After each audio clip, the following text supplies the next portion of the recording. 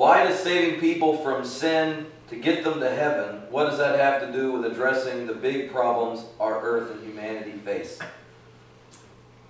You know, I have a friend who's he's a famous economist. I don't think I should say his name just to protect his own privacy, but he grew up at a very young age. He left the church, and he's been kind of an atheist all of his adult life and his professional life.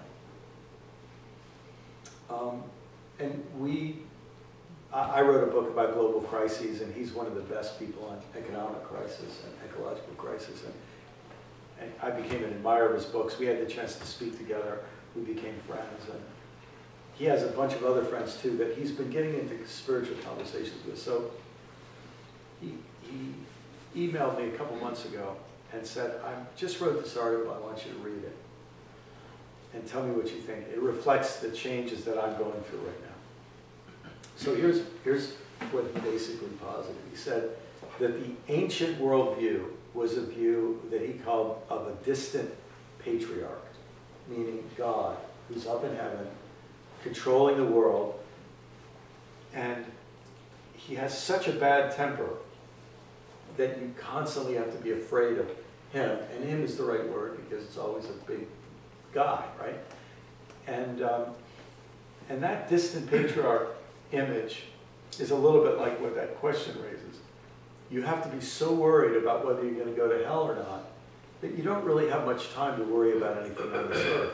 You should just focus on heaven and hell. And so he judges that as an unhelpful story to live by because it distracts you from things that really need attention here in this world. He said that got replaced by what he calls the grand machine model, where we got rid of God and all we were left with is a machine.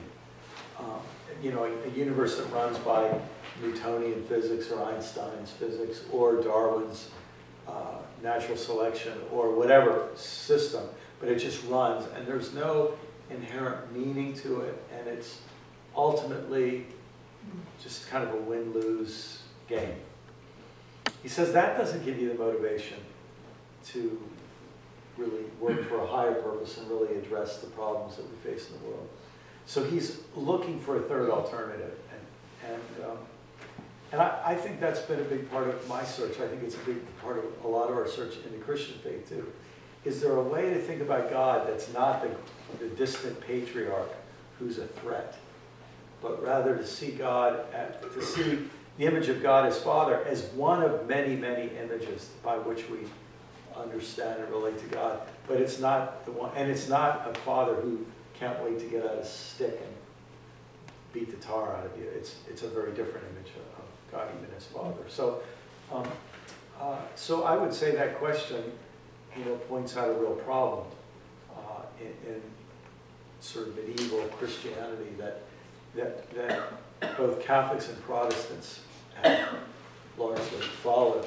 And even though Catholics started moving away from it in the 1960s, man, they've been turning back. I mean, the hierarchy's been turning back to where it is.